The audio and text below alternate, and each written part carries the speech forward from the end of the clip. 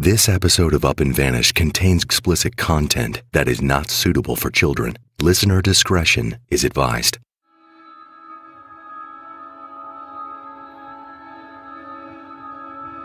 I'll send you the fucking message where Bo talks about how literally Ryan, brought the body to his fucking farm and just dumped it on the edge of the farm.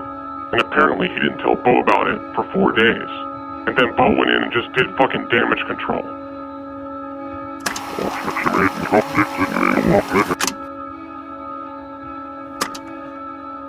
send you the fucking message where Bo talks about how Ryan brought the body to his fucking farm and just dumped it on the edge of the farm. And apparently he didn't tell Bo about it for 4 days. And then Bo went in and just like fucking damage control.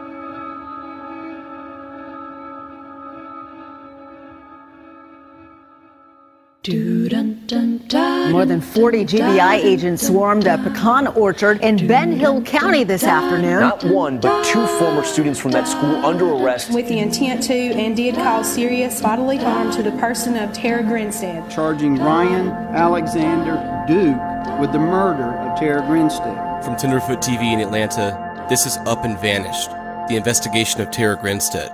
I'm your host, Payne Lindsey. If you forgot, then here's a friendly reminder. Mother's Day is right around the corner. Don't be the person that's scrambling for a last-minute gift. Instead, here's what you should do. Go to Pro Flowers and send your mom the 100 Blooms from Mom bouquet. It's fresh, colorful, and most importantly, a gift that your mom's gonna love. This amazing bouquet comes with a free glass vase for just $19.99 plus shipping and handling. And you can upgrade to a premium vase and include gourmet chocolates for just $10 more. And on top of that, it's super simple. Choose the delivery date you want, and Pro Flowers guarantee your bouquet to arrive fresh and will stay that way for at least 7 days. Or they'll give you your money back. The only way to get 100 Blooms for Mom with a free glass vase is to go to proflowers.com and click the microphone on the top corner. Then use my promo code UP, UP. That's proflowers.com, promo code UP. And seriously, don't wait. These bouquets are selling out fast. So order today. Proflowers.com, promo code UP. At the end of the last episode, I played a call from one of Bo Duke's friends, who I called Darren. Darren had reached out to me right after Ryan Duke's arrest and began sharing with me his text message conversations between him and Bo. This went on for months, up until the last episode actually, when I revealed a portion of our first call together. I told you that it wasn't his real voice. And that's because it wasn't. He was scared about his identity being revealed. Not to Bo, but to the public. So he made a distorted voice transcription of the call. But since the last episode aired, Darren changed his mind. And he agreed to let me use his real voice in the podcast. So here it is. I don't even know how to begin. I mean, I'm sure you have plenty of questions. How about you just hit me with one? Okay, so is there anybody else besides Ryan Duke involved in Tara's disappearance or murder? Yes. Okay, so maybe we should start from my connection to all of this. Bo and I were roommates in the military. And from that relationship that we had, we actually became friends. And, you know, we were confident in each other. The military, obviously, there's a certain connection that people draw from that, and we had that. And through a relationship, Bo had mentioned once that he was aware of a body that had been buried. And at that time, you know, I mean, I just thought of it as macho talk, bullshit talk. I mean, we were heavy drinkers back then, party animals, work hard, play hard mentality kind of thing. And I never really ever asked him any more details. I literally just atoned it to like, shut the fuck up, you're full of shit. Once again, I'm just trying to help you put together the pieces of this case. But yeah, he told me a while ago, and I've already talked to the GBI, and I've told the GBI all of this as well. So I told the GBI actually everything I'm telling you. He had made a comment, and I had written it off as macho talk. But yes, he told me, I want to say it's circa 2009. Honestly, I don't remember, man. This is years ago for me. A lot of water's passed under the bridge since then. Now, if he would have mentioned a name to me, or if he would have made it more real, then I think I would have done something sooner. You know, that's the thing, like, I'm sitting here beating myself up. Like, maybe I could have done my own research and figured out that maybe that she was the one, but I never did, and I never wanted to, honestly. I've been in touch with Bo. Bo reached out to me. He talked to me. I don't think Bo has very many friends, and I think that he wanted to tell somebody about it, and he reached out to me and pretty much told me everything that he knew. He told me a lot. Now, whether or not it's true, I'm taking it all with a grain of salt. I'm not the investigator. I'm not the one that knows what's going on, but he told me quite a bit of information, and I'm going to share that with you because, like I said, I think that the presentation that you're going to give to the public will be better than, say, Fox News. So, Bo got drunk one night on Jim Beam. He got drunk on Jim Beam one night, and he told his girlfriend, Brooke, about what happened. And she got scared and told her mother, and her mother's the one that went to the police and told them. So as soon as that happened, her mother obviously told Bo, like, hey, this is not okay. I went to the cops, and Bo went and got a lawyer immediately. So he went to a lawyer, and he was able to approach the GBI and get an immunity plea. So Bo is absolutely free right now. I'm pretty sure he'll remain free from what I understand from him, but no, he basically went to them and he's like, okay, I'll tell you who the murderer was if you give me an immunity deal. His involvement was that him and Ryan Duke were roommates. They're not of relation, they were just friends, and they were roommates at the time. So from what I understand from Bo, Ryan was just burglarizing the place. It was, around the events of some big festival, and Ryan knew that all the townsfolk would be distracted, so we went over there to rob her house.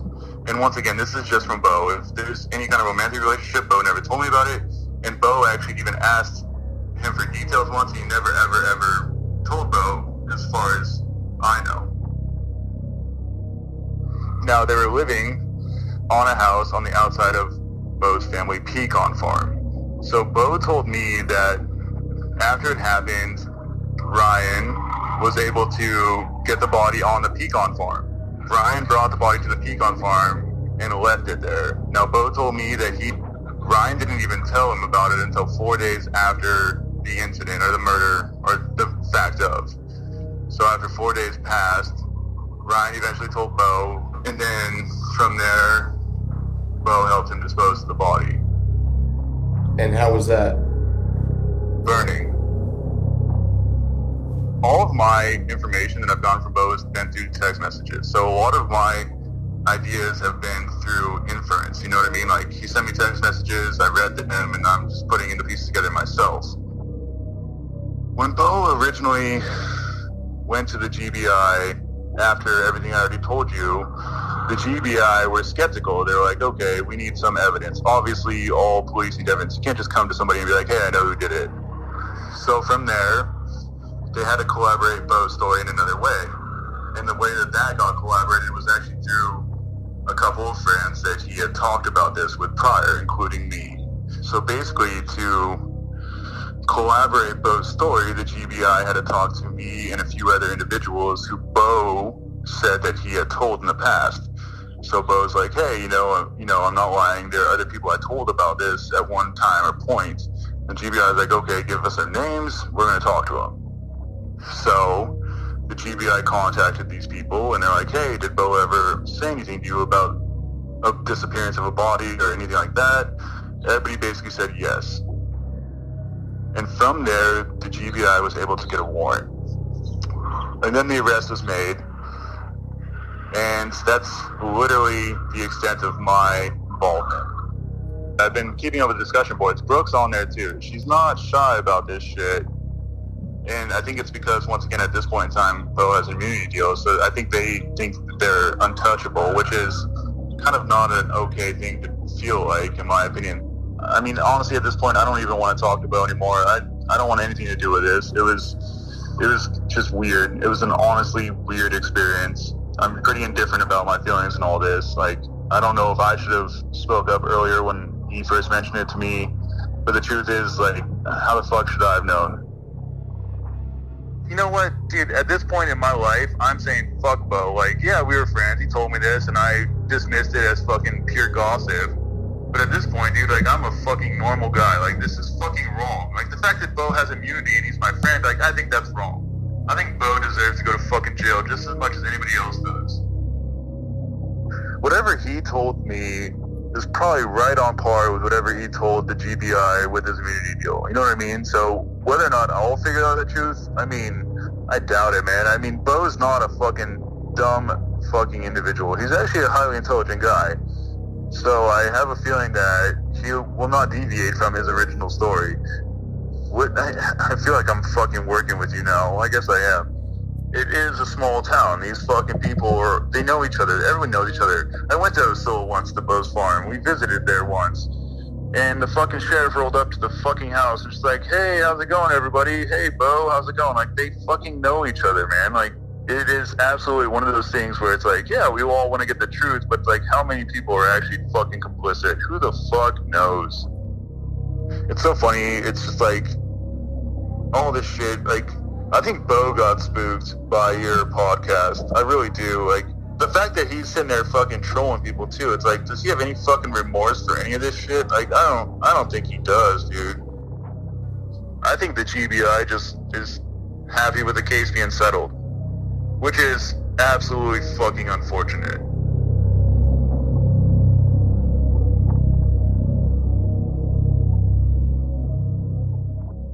So Darren was an old friend of Bo's, who got roped into this mess because at one point in time, Bo told him he knew where a dead body was. And when it became time for the GBI to corroborate Bo's story, Darren was one of the first people on the list, and he told the GBI everything he told me. And as for the other people Bo told, he didn't know all of them, just the ones Bo had sent in a text message. Bo's text message said this: Emily, 2 guys from Osceola, Brooke, my cousin, and possibly others I don't remember telling. I've learned that Emily is Bo's ex-wife, and Brooke is Bo's current girlfriend. But as for the 2 guys from Osceola and his cousin, we still don't exactly know. But one thing's for sure. It was Bo's girlfriend Brooke that brought the tip to the GBI through her mom. So if anyone besides Bo knew the truth, it would be her. Brooke has to know everything.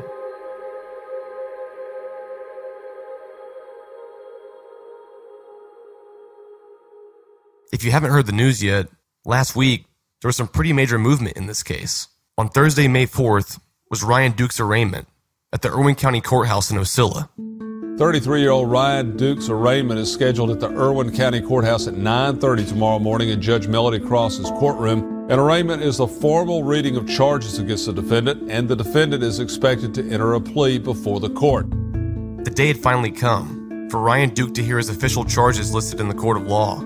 A long-awaited step for justice in the Tara Grinstead case. The feeling inside the courtroom this morning matched the weather outside for most of South Georgia today. The public was rained on. Everyone was anticipating Ryan Duke to walk through the doors. But then, he didn't. Ryan Duke didn't show. In his place was his attorney. All rise and come to order. Irwin County Superior Court is now in session. The Honorable Melody B. Cross presiding. Please stand for a pledge. I pledge allegiance to the flag of the United States of America and to the republic which stands one nation.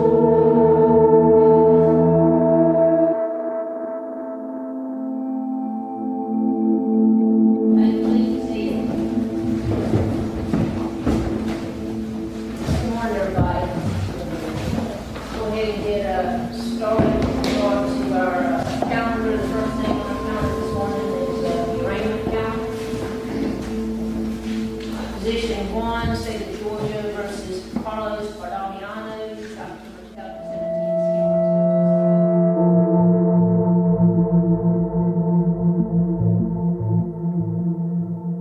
Position 8, 2017 CR 027, State versus Ryan Alexander Duke. A waiver has filed on Mr. Mobley of Mr. Duke. It didn't sound dramatic, but what Ryan Duke's attorney filed was not what everyone was expecting. So what exactly did this mean? Did Ryan Duke just waive the arraignment? It's a apparently it's a not guilty plea and waiver of arraignment. Waiver of arraignment entered a not guilty plea by his lawyer.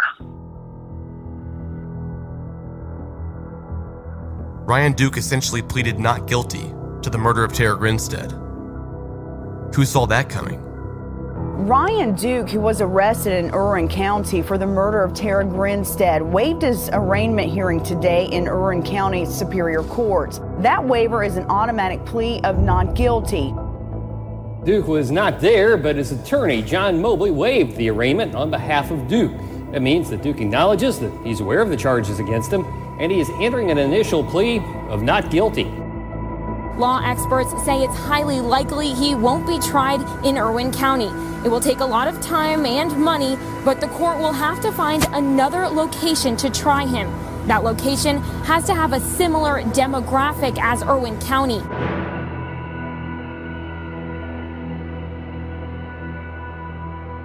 After the announcement, I caught up with Dusty Vassy. I'm sure you heard. Well, that's what you've heard. That's what you've heard too, huh? Ryan Duke, his attorney, entered a not guilty plea. He also entered an omnibus motion and discovery request, which is a 5-page document basically asking for all the prosecution's evidence. Creating this 5-page document to ask for discovery of all the evidence, it seems like he's preparing for trial. Out of decency, you wouldn't want to make somebody have to copy all the evidence in this case unless you were preparing to go to trial. These are asking for every interview, every police report, everything related to the case. And we know that it's supposed to be the largest case file in TBI history.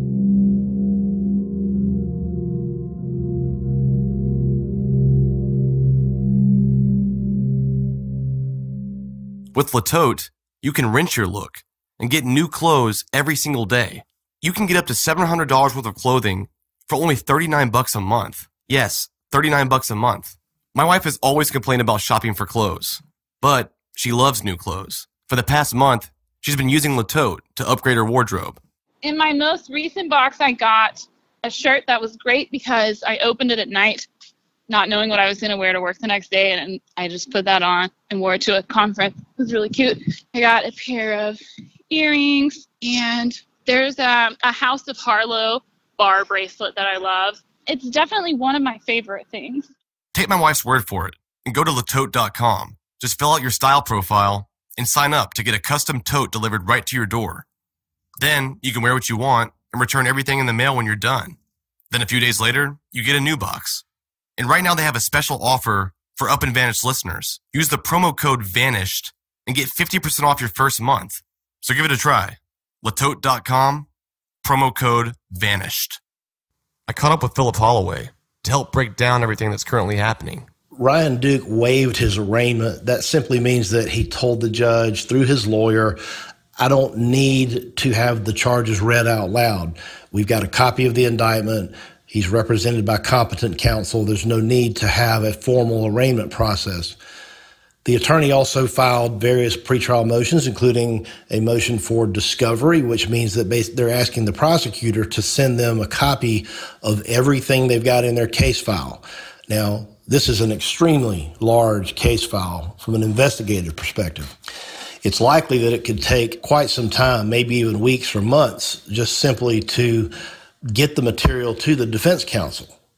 And then the defense counsel has to digest each and every item of evidence. So if they're going to do their job, they're going to have to look for any factual defenses, any legal defenses, or anything else that might be in their client's benefit before they make the decision about whether or not to take the case to trial.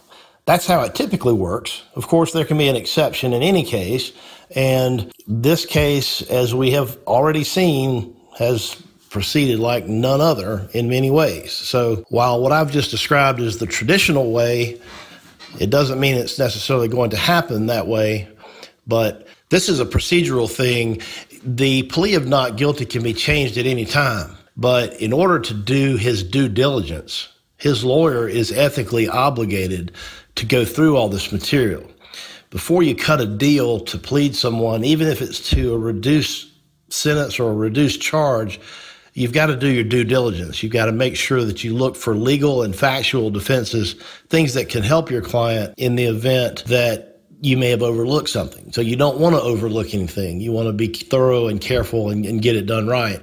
Ultimately, the decision about whether to go to trial is one that the defendant and only the defendant can make. It's usually done after consultation with counsel and perhaps family members. But in any event, it's Ryan's decision to make, and his alone. If a plea offer is made, the DA would convey that to his lawyer, who would then be ethically obligated, regardless of what the offer is. He has to take it to the client and let the client consider it.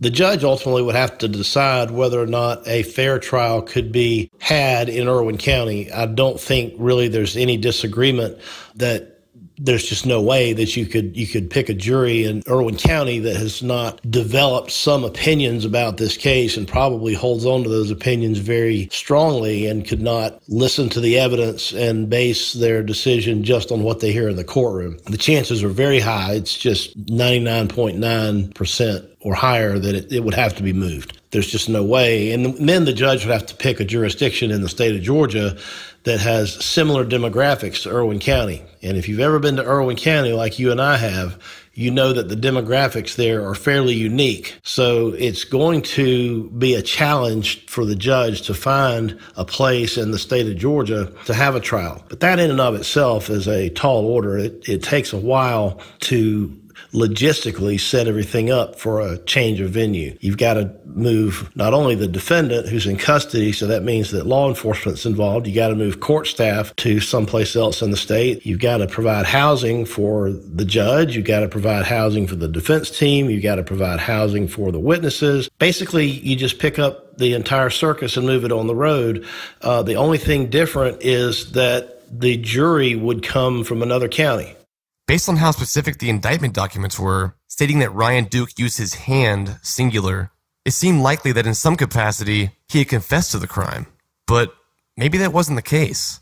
I asked Philip about that. Even if he did confess or if he made some incriminating statements, you got to keep in mind it doesn't necessarily mean they're going to be admissible. One of the things that the attorneys will do will be to evaluate the circumstances surrounding the way law enforcement obtained the statement or the confession, if there was one. They've got to make sure that it was freely and voluntarily given, that it wasn't made in violation of his Miranda rights. If he was in custody and he was interrogated without having his Miranda rights read to him, that would affect whether or not his statement can be used against him. It would almost be malpractice to rush into a really quick, fast-track plea deal without going through everything.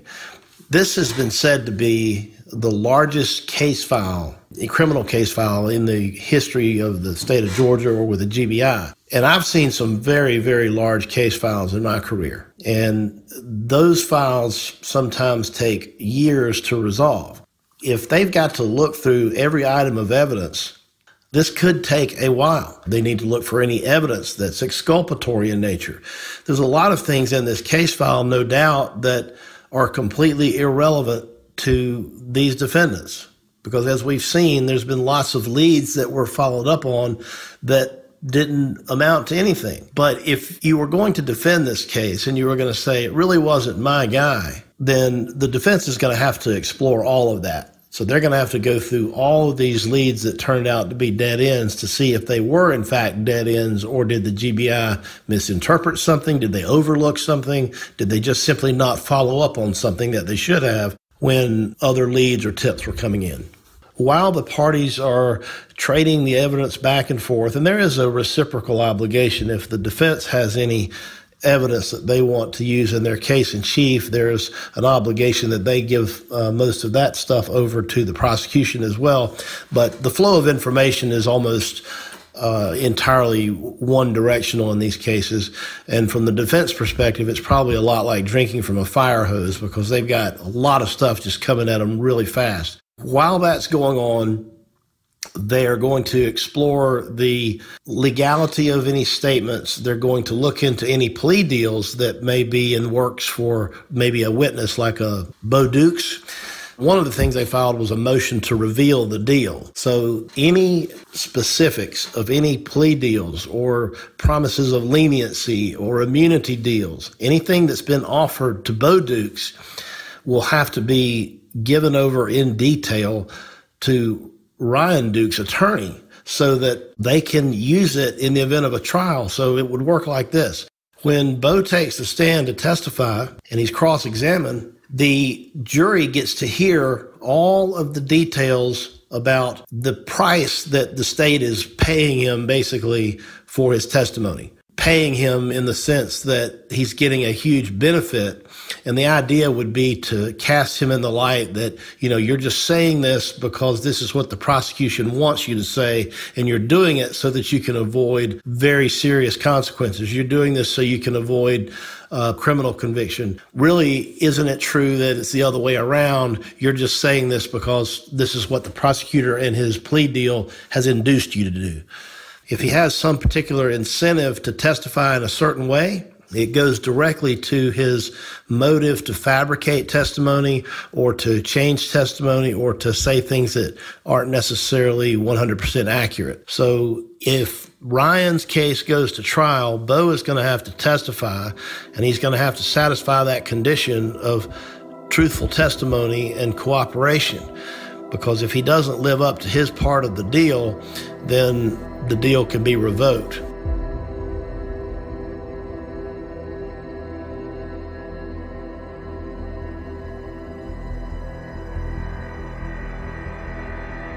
So Ryan says he's not guilty, at least according to what his attorney filed in court, and as far as we know it appears that Bo may have some sort of immunity deal. If Bo deviates from the truth, or if he doesn't hold up his end of the bargain, he could lose that immunity. This means, assuming Bo sticks to his original story, he's going to have to implicate Ryan in court. He's going to have to step out from behind that gag order and make that statement public. This means Bo will have gone from helping Ryan dispose of Tara's body to incriminating his once roommate and ultimately having him convicted of murder. So now it's Bo's word versus Ryan's word. Neither one or both of them are lying.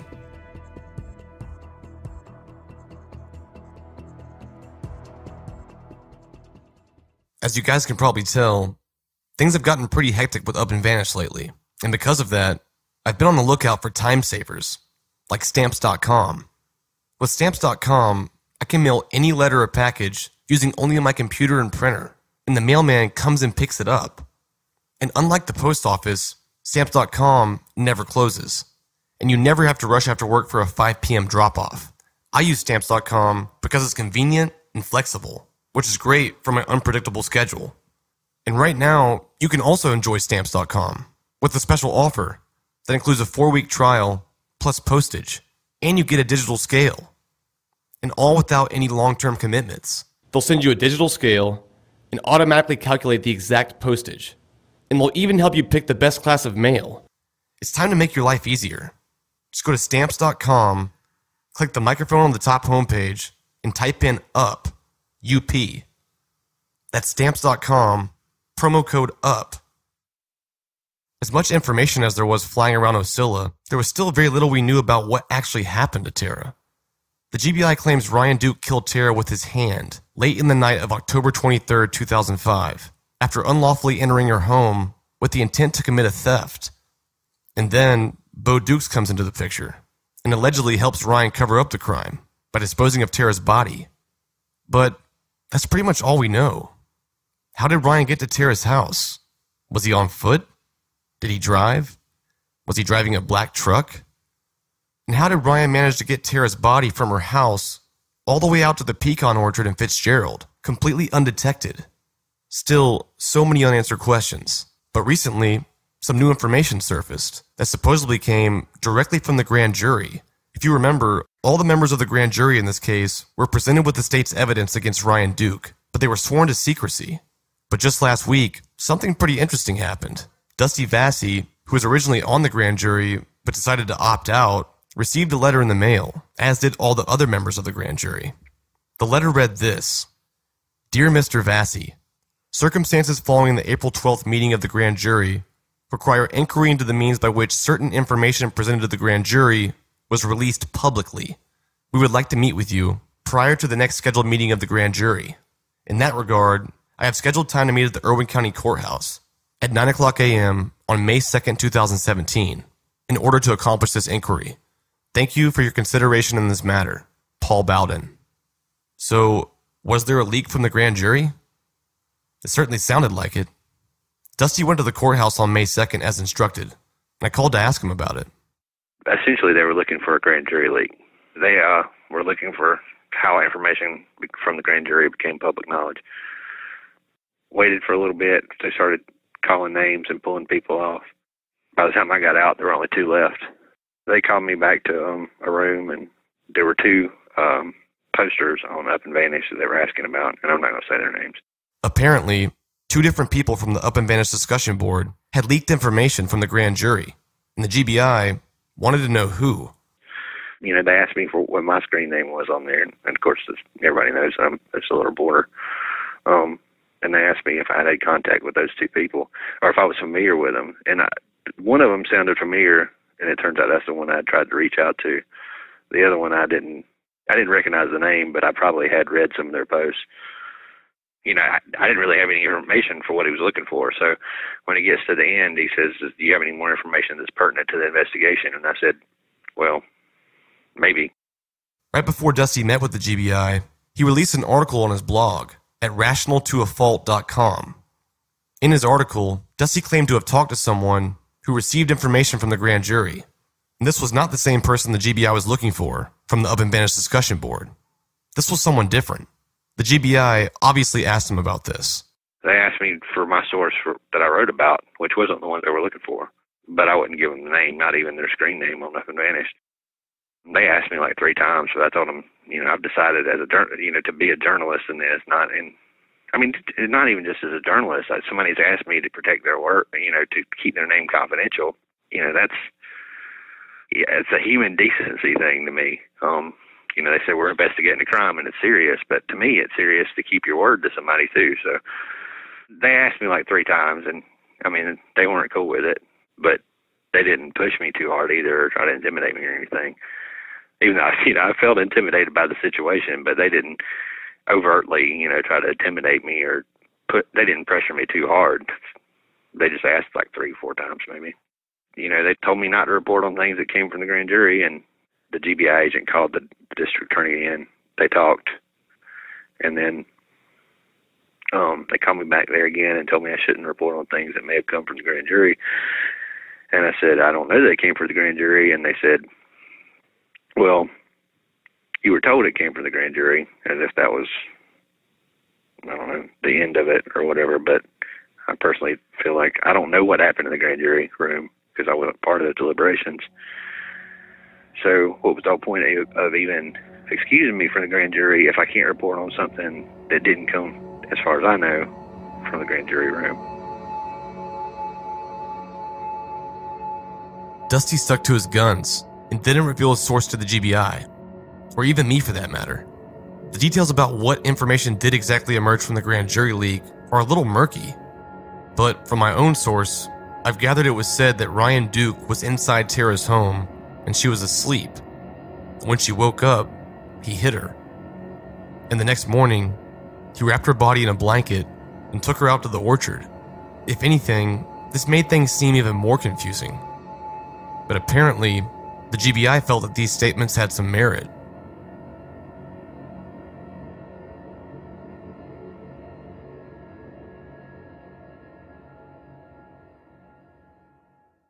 So I found myself in a weird position now. We've come a real long way in learning the truth about what happened to Tara Grinstead, but we've been left with what feels like even more questions. And even if there is a trial, it could be months or even years before we know the truth. And still then, the GBI could keep this case open indefinitely. All we can do is keep searching and hold on to the hope that one day the truth will finally come out. Every story has an ending. Sometimes they're puzzling or even unsatisfying. But in real life, you can't control the narrative. Sometimes you only get bits and pieces of the truth. A few days ago, an individual came forward and reported that they had information into Tara's disappearance. Our case agent, Jason Shadell, was sent out to conduct an interview. Through these interviews, enough probable cause was discovered so we could swear out an arrest warrant charging Ryan Alexander Duke with the murder of Tara Grinstead. But in Tara Grinstead's story, we're going to get the whole truth.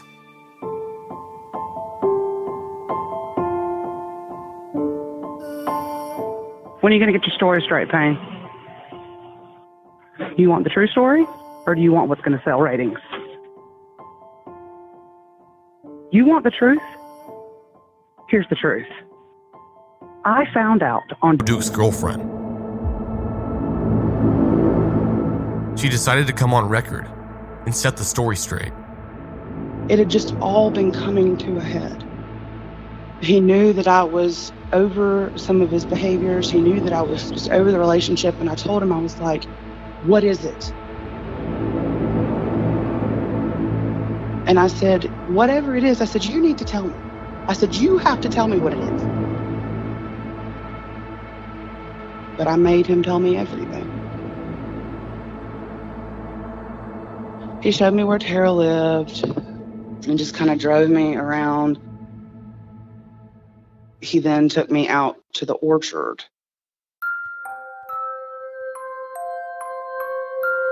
This podcast has always been about getting to the truth. So with that being said, this story isn't quite over yet. I mean, it's just kind of a scary place. It's very scary looking. He took me out there, and then he showed me the path they had taken her down. Starting with episode 19, on May 22nd, I'll be playing for you All My Calls with Brooke, in hopes of getting one step closer to providing the closure that Tara's family and this community deserves.